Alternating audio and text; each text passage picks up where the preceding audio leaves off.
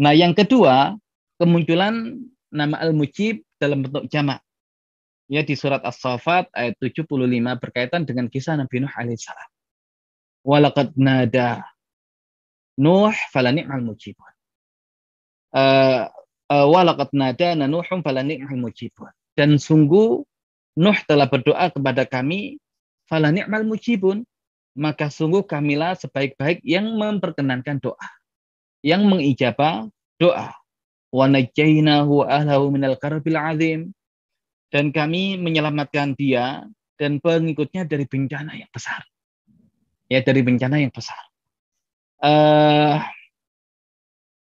Dan kalau kemudian kita lihat di ayat sebelumnya, ayat yang ke-74, itu nanti ada pembahasan illa ibadallahil mukhlasin.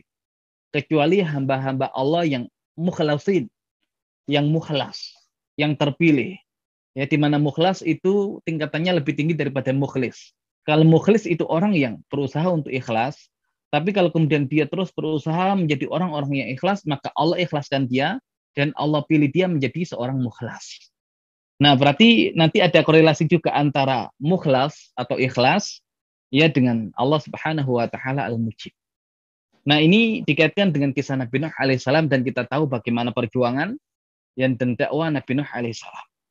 Nah, beberapa ayat saya potong karena saya hanya ingin mengkaitkan dengan kenapa sih Allah Subhanahu wa taala menjadi sebaik-baik pengabul doa untuk Nabi Nuh alaihissalam dan juga pengikutnya. Di ayat 80 dan 81 Allah Subhanahu wa taala melanjutkan, inna kadzalika najzil muhsinin. Sesungguhnya kami terhadap yang demikian itu adalah memberikan balasan kepada orang-orang yang muhsinin, orang-orang yang berbuat baik, orang-orang yang ihsan. Innahu min ibadinal mu'minin. Karena sesungguhnya Nuh itu termasuk dari hamba-hamba kami yang beriman. Ada tema keimanan, ada tema penghambaan, dan ada tema ihsan.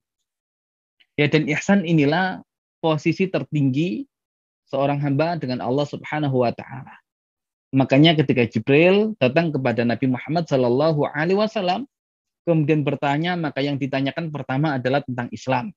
Ya Muhammad, akhbirni anil Islam. Wahai Muhammad, kabarkan kepadaku tentang Islam. Maka beliau mengatakan, al-Islam anta syahada alla ilaha illallah wa anna Muhammadan Rasulullah wa tuqimas shalah wa tu'tiyaz zakah wa tasuma Ramadan wa tahujjal bait in istata'ta ila sabila.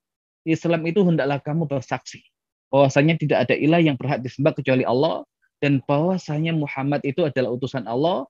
Kamu mendirikan sholat, kamu menaikkan zakat, kamu melaksanakan puasa Ramadan, dan kamu melaksanakan ibadah haji jika kamu mampu untuk melaksanakannya. Ya, maka Jibril mengatakan, sadaqta, kamu benar. Ya, dan dia bertanya lagi, ya Muhammad, akhbirni anil iman. Wahai Muhammad, kabarkan kepadaku tentang iman. Maka beliau mengatakan, antuk minabillahi wa malaikatihi wa kutubihi wa rusulihi wal yaumil akhiri wa antuk minabil qadari khairi wa syarih. Hendaklah kamu beriman kepada Allah, kepada para malaikat, kepada kitab-kitab, kepada para rasul, kepada hari akhir, dan hendaklah kamu beriman kepada qada dan qadarnya Allah Subhanahu wa taala. Baru kemudian bertanya, akhbirni anil ihsan. Maka beliau mengatakan, anta'budallaha ka'annaka tarahu fa illam takun tarahu fa innahu yaraka. Ihsan itu hendaklah kamu beribadah kepada Allah seakan-akan kamu melihatnya, dan jika kamu tidak melihatnya maka Allah melihat kamu. Dan ihsan ini adalah ya posisi tertinggi dari manusia ketika dia bisa melewati derajat Islam, melewati derajat iman, kemudian sampai derajat ihsan. Dan kalau kemudian kita berbicara keikhlasan, ya berbicara keikhlasan, seseorang yang ibadah, ya seseorang yang ibadah untuk mendapatkan manfaat duniawi, ya tetap dikatakan ikhlas. Ya, seseorang itu ikhlas puasa karena Allah, walaupun jika dia mengharapkan dari puasanya mendapatkan kesehatan atau kelangsingan. Seseorang melakukan sholat duha ikhlas karena Allah, walaupun ya ada motivasi yang lain, dia ingin dilancarkan rezekinya. Ya, ataupun kemudian sebab-sebab duniawi yang lain, selama ada keterangan dalam hadis, ya tidak ada masalah. Tapi sisi keikhlasannya ya seperti itu. Ya, dan biasanya kalau kita membahas tentang tauhid, ya maka seseorang selama tidak syirik, ya tidak menyekutukan Allah dengan yang lain dalam hal ibadah, ya dikatakan sudah bertauhid. Tapi tauhid yang sesungguhnya itu adalah tauhid yang punya korelasi dengan ihsan. Karena yang demikian menunjukkan kedekatan dia dengan Allah Subhanahu wa taala. Sehingga Imam Al-Ghazali ketika membahas tentang makna bersuci, ya maka ada 4 tingkatan bersuci. Yang pertama adalah bersuci dari hadas dan najas. Ya, sebagaimana yang kita lakukan dalam tema toharo, bersuci dari hadas ataupun bersuci dari najas. Kemudian level yang kedua adalah mensucikan anggota tubuh kita dari melakukan perbuatan kemaksiatan.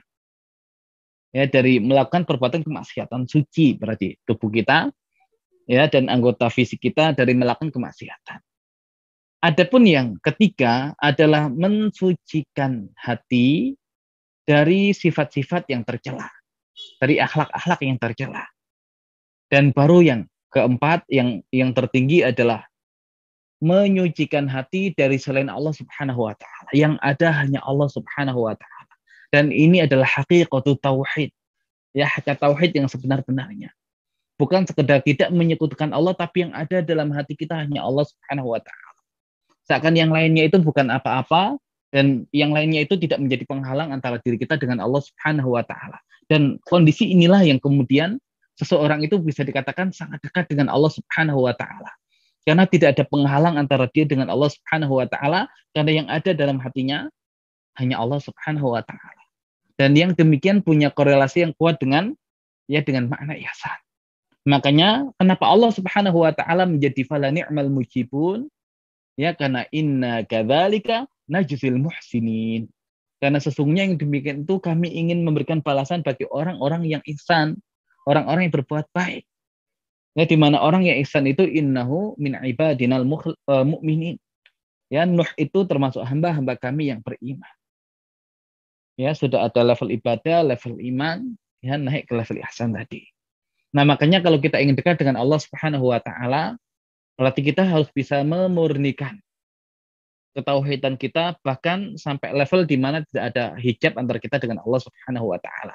Nah, itu berarti ada unsur qarib, dan karena ada unsur qarib, Allah Subhanahu wa taala mujib. Ya, Allah kabulkan.